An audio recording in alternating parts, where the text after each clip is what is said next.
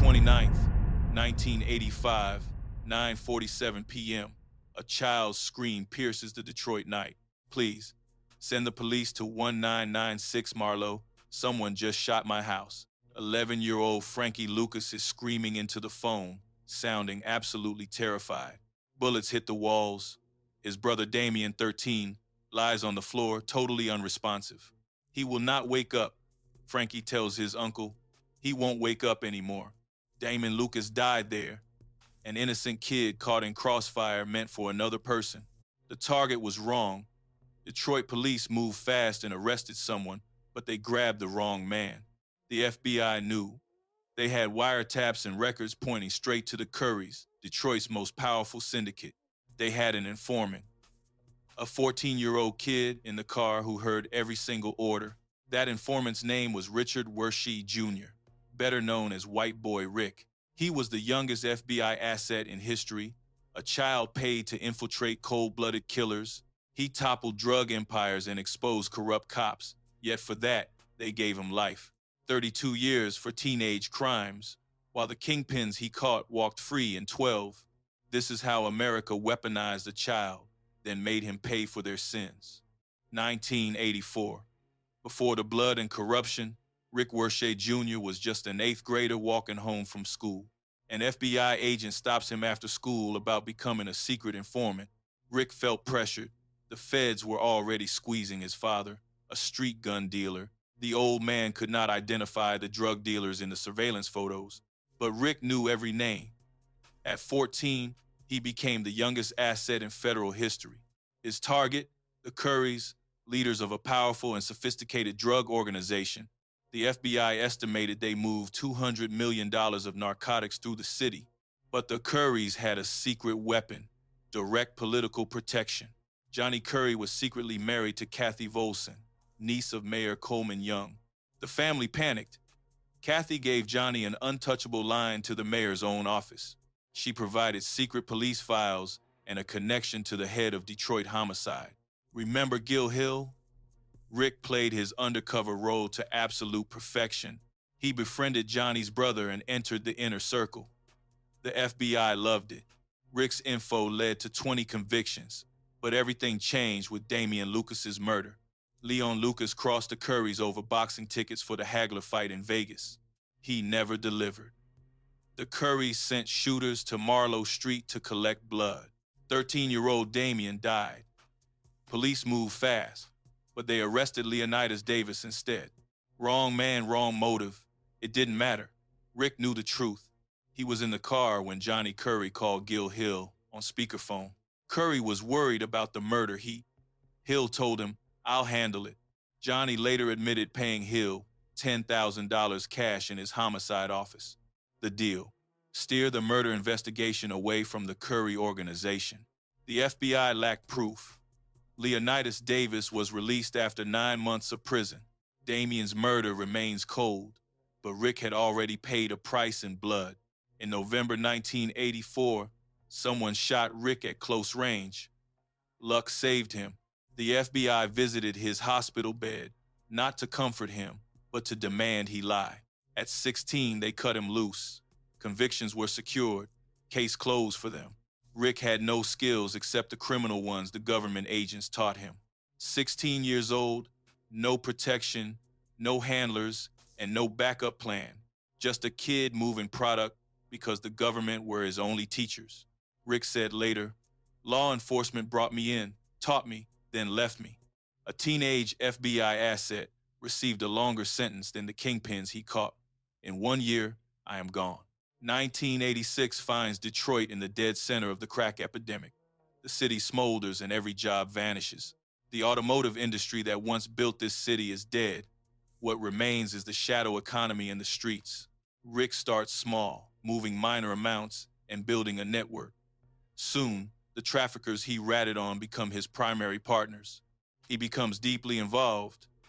Pretty soon, Rick is cruising the east side in a white Jeep featuring a painted snowman. He is too young to drive, but nobody checks ID. He wears mink coats and a diamond Rolex wrist. The entire city notices the flash.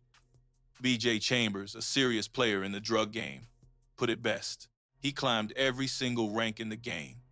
He played the game just as large as I ever did. There were the Currys and Maserati Rick. Rick even dated Kathy Volsan, the mayor's niece and Johnny Curry's wife. While Johnny was locked up, Rick took his woman and his spot. The media named him White Boy Rick. Rick never used that name. His crew did not call him that name either. Journalists built the legend. Detroit in the 80s loved a villain. Everyone loves a story they can recognize easily. A white kid running with black gangsters while dating the mayor's niece? That is a headline. That is gold. That is a narrative. That is a boogeyman the city could sell. But the monster was a total fabrication. In reality, Rick was never a kingpin. Years later, Johnny Curry finally decided to set the record straight. If I was a 10, Wershe was a 2. The media inflated his role and made it look huge. They needed a face for the crack epidemic and mandatory sentencing. Rick fit the description perfectly. He was chosen, most luxury items were borrowed, the cars were props, and the lifestyle was smoke. But the myth was already written. White Boy Rick, the teenage drug lord. The feds taught him the game. The streets raised him to survive. Now the media turned him into a ghost story. The truth was irrelevant compared to the legend they built. And Rick's story was only just beginning. May 22nd, 1987. A date that changed everything for him. Rick is driving to his grandmother's house. He is 17 years old, just a few days away from 18. Red and blue lights flash. Detroit police pull him over and find 8 kilograms of cocaine, 17.5 pounds. The street value is hundreds of thousands. They find $30,000 in cash. The police do more than arrest. They parade him before cameras. They call him a drug lord and the biggest dealer in the entire city. They draw charts showing Rick at the top. Every dangerous name in Detroit is listed as his loyal underling. It is a massive stretch. But it is an election year and the war on drugs needs a victory.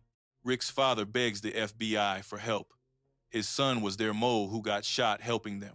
The FBI says nothing, not one word. Rick faces his trial alone. Will the system show any mercy? 1988 courtroom. Richard Wershe Jr. stands before the judge. He is barely 17 years old. He looks tiny. The charge is possession with intent to distribute. Michigan has a very specific and brutal law for this crime. The 650 lifer law of 1973. Get caught with over 650 grams of cocaine. Mandatory life without parole. No exceptions. Rick had 8,000 grams. The judge stares at a kid in an oversized suit and says something that will haunt the boy for decades. You are worse than a mass murderer. Life in prison at 17. Rick's father begs the FBI to tell the court his son cooperated. He reminds them Rick took a bullet for them. The FBI stays silent. Not one agent speaks up.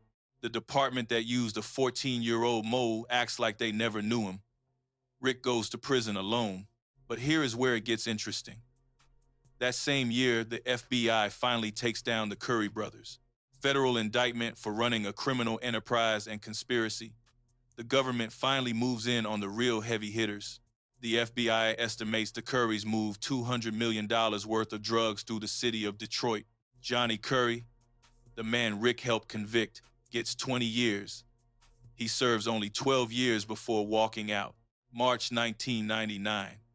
Johnny Curry walks out of federal prison, a free man, while Rick is still inside. Today, Johnny is 62 and living comfortably. He has even spoken publicly about the kid who ratted him out. He says someone was going to do it eventually. Back then, it was just about the money, no hard feelings. Johnny admits he was a dealer who made millions, served his time, and moved on. But here is the real sting. Years later, Johnny told reporters the absolute truth about the legend of Rick. A city's top cop allegedly offered $125,000 to have a teenager murdered in cold blood. That boy was no kingpin, despite what the press claimed. If his actual status was a 2, they sold him to the public as a 10. News outlets manufactured a monster, branding Rick the youngest kingpin in American history, a public menace, and a threat to society. Yet the actual king who ran a $100 million empire, he only served 12 years. Rick drew a life sentence. Every other dealer Rick helped the Federal Bureau of Investigation put away walked free by the late 90s. They paid their debts, not Rick. See, Rick didn't just snitch on street dealers, he found a rot much deeper. He heard Gil Hill, Detroit's homicide chief, was shielding the Currys. He tipped the feds about a $10,000 bribe. He blew the lid off the Damian Lucas cover-up. In Detroit, you don't cross the elite and stay clean. The 650 lifer law targeted kingpins, designed to bury the most dangerous predators forever. But it missed the kings. Instead, it trapped a 17-year-old boy who knew far too much. A kid the Federal Bureau used and tossed aside. He would spend 30 years learning how much the system truly hated him. Rick's cage wasn't built out of bricks and drugs. It was built out of silence. They locked him away in 1988 to maintain that hush. 2 years later, Rick is serving life without parole. Most men would vanish into the concrete, forgotten. But the Federal Bureau isn't finished with Rick Wershe just yet. September 1990 marked the start of Operation Backbone, a massive sting aimed at Detroit's crooked police officers. The feds want cops who take cash to shield drug shipments. They need an inside man to pull the trigger. They return to Rick. He's already serving life. The offer?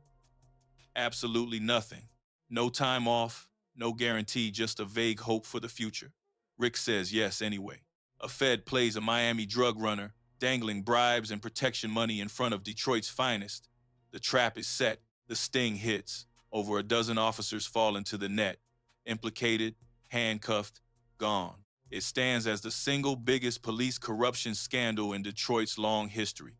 Herman Groman, the agent who previously chased Gil Hill for the Damian Lucas cover-up, leads the charge.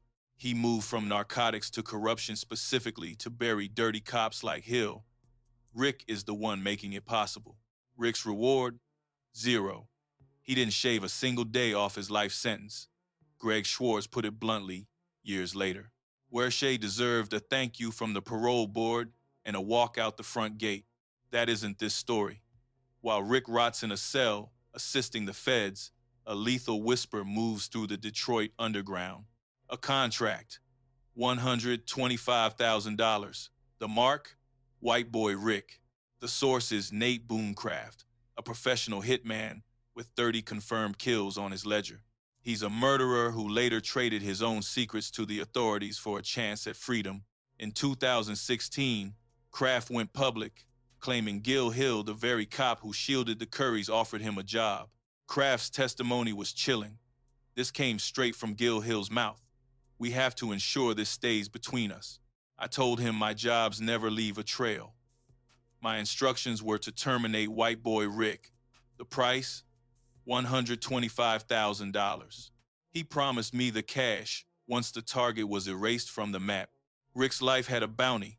Hill died in 2016, unable to defend his name, yet the accusation lingers. It's a heavy, ugly shadow. Fact or fiction, it proves just how deep Rick's intel went and how lethal it became. In 1998, Michigan scrapped the 650 lifer law, the very statute that buried Rick alive. Prisoners serving under that law began walking free, almost all of them, except for Rick. March 2003, after 15 years, Rick finally sees the parole board. His original law is already dead. The board examines his flawless record. They look at his years of helping the Federal Bureau. They weigh his sacrifices and call him a threat to the community. Denied. All while Gil Hill's career explodes. Hill walked away from the Detroit Police Department in 1989. He retired as commander, won a council seat, and became council president in 1997. By 2001, he's running for mayor. He's the hometown legend, the face from Beverly Hills Cop. He narrowly loses to Kwame Kilpatrick, 46 to 54%. Behind closed doors, Hill points the finger at Rick Wershe. He blames the Damian Lucas ghost. He blames the persistent rot of corruption rumors.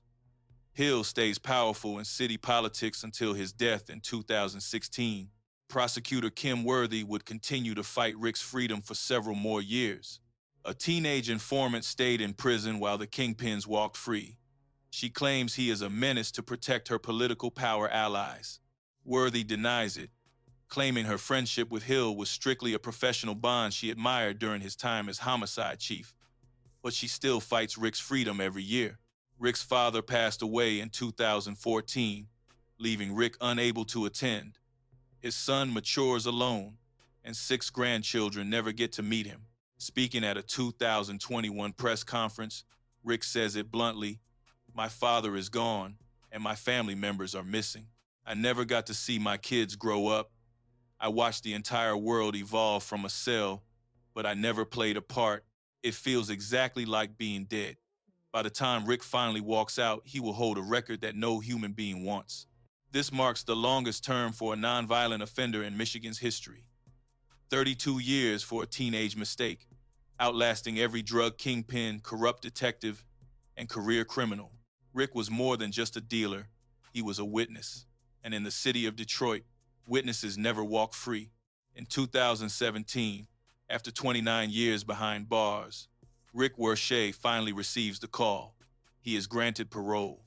The Michigan Parole Board, which labeled him a public menace in 2003, finally agrees that it is time to let him go. Rick is 48 now. He entered at 17, losing his son's childhood, his father's funeral, and 30 years of his own human existence. He is finally heading home, or so he thinks. As Rick exits the prison, United States Marshals are waiting at the front gates. They restrain him immediately, throw him into a transport van, and drive him straight to a facility in the state Florida. It turns out Rick has another sentence to serve. He owes 5 years for a car theft ring from 2008. Consider the twist. Rick did those crimes while in federal witness protection, once again acting as a secret asset for the American government. Now they are making him pay for it. After decades in Michigan, he moves to Florida State Prison to serve 5 more years of confinement. They snatch his freedom away at the last second. But while Rick sits in Florida, his story is finally going global. The truth is leaking out. On March 31st, 2017, a documentary called White Boy debuts at the Freak Film Festival. It wins the Audience Choice Award. For the first time in decades, people are finally looking at the facts. The film exposes the FBI recruitment, the deep corruption, the Damian Lucas cover-up, Gil Hill, and the life sentence Rick received. Stars broadcasted in 2019, followed by Netflix in 2021. Rick is no longer just a prisoner. He has become a national symbol. Is he a criminal or a victim of a system that chews people up and spits them out?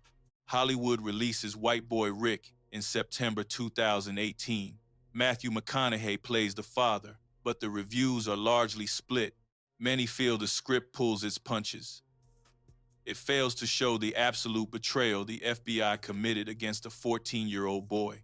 It misses how badly Rick was betrayed. Regardless, his name is out there. The world finally knows what happened in Detroit. Meanwhile, back in Detroit, Gil Hill has passed away. He died of pneumonia at 84 years old in February 2016. He never faced a judge, never answered for the bribes, and never explained his role in the Damian Lucas cover-up during his life. At the funeral, they celebrate him as a hero. The obituaries focus on his police career and his status in the city. They talk about his movie roles and city council wins, while the whispers of corruption are conveniently erased from the public record. In 2019, Detroit honors Gil Hill with a portrait at the Coleman Young Municipal Center for all to see. It is standard tradition for former leaders. Hill hangs on the wall, celebrated as a pillar of the community he helped betray. Rick is still counting days, but the count is finally ending. July 20th, 2020, at a halfway house in Florida, Rick Wershe walks through the doors a free man. No more cuffs or guards. He is 51 years old, 2 days past his birthday. 32 years have passed since his arrest as a teenager. The world he returns to is nothing like the one he left behind in Michigan. Smartphones, social media, and streaming dominate life. He is stepping into a future that feels like a science fiction movie. A global pandemic has stopped the world. His father is gone, and most of his old friends are dead or still locked up. Rick is finally free. Journalist Scott Bernstein observed that while justice moves slowly, the spotlight finally broke the chains of his past. Sadly, the wheels of justice turn with a brutal slowness. It required 32 years, but the public spotlight finally became the white-hot force that shattered his long-standing chains and forced the state to finally give him back his life. Johnny Curry, the kingpin Rick exposed, served only 12 years and has been living comfortably since '99 with his family in retirement. Rick lost 3 decades of his life. Now he is out, and he has questions that the Detroit elite would rather ignore. 1 year after release, Rick files a $100 million lawsuit. He names the city and former officials as the defendants. The suit targets the Detroit police, former FBI agents, and a Justice Department attorney for their roles in his decades of suffering. His attorney's statement remains clear. No other case in United States history involves a 14-year-old being used and abandoned by federal and state law enforcement like the plaintiff. No child confidential informant has ever been so exploited. But will the legal system ever admit its own massive mistakes? The civil rights angle faces a strict 3-year limit. Since his last grievance was the 2003 hearing, the court maintains his lawsuit was filed 15 years late. The government actually argues that a child weaponized by the state has no reasonable fear of the cops he exposed. Rick's legal team counters that prison walls offer no protection when the officers he snitched on still hold the keys. Filing a lawsuit would have killed his parole, at least until the hammer fell on September 18, 2023. Judge F.K. Bam dismissed both lawsuits, ruling that Rick failed to act as diligently as the legal system required. Translation: he spoke up too late. Rick appealed in 2024, with oral arguments heard on July 18th. Judge David McKee challenged the defense, but was it a show? Lawyer John Adams called the claims totally frivolous. While the appeal remains pending, the underlying message is unmistakable. The machine will always move to protect its own. At a 2021 press conference, Rick was blunt. "My father is gone and I never saw my kids grow up." He described it as a living death, noting he has grandchildren he has still never been allowed to meet. Today, Rick operates a cannabis brand, The Eighth, supplying 180 stores with a $500,000 value. He finally found peace in marriage to Michelle McDonald and focuses on his son, Richard Williams. He now speaks at reform events, sharing his tragedy as a warning about what the system can really do. Johnny Curry remains supportive, attending Rick's documentary premiere to confirm that he holds absolutely no hard feelings today. Even Nate Booncraft, the hitman who alleged Gil Hill wanted Rick dead, spoke up to advocate for his release. Former FBI agent Greg Schwartz admitted the parole board should have thanked Wershe and released him long ago. Producer Shah Rech put it bluntly: this was 30 years of punishment for snitching on Detroit's police and politicians. Attorney Stephen Musili calls the disaster a government shame, where not one single official was ever held accountable. Gil Hill died a celebrated hero with a portrait on the wall. The FBI stayed silent. Detroit hid behind bankruptcy. Damian Lucas's murder remains cold, while Richard Wershe Jr. served 32 years for a crime he committed at 17. He was the youngest FBI informant in American history, a child weaponized by his own government, then simply erased. He didn't just lose his freedom, he lost his life, while the system that destroyed him walked away clean.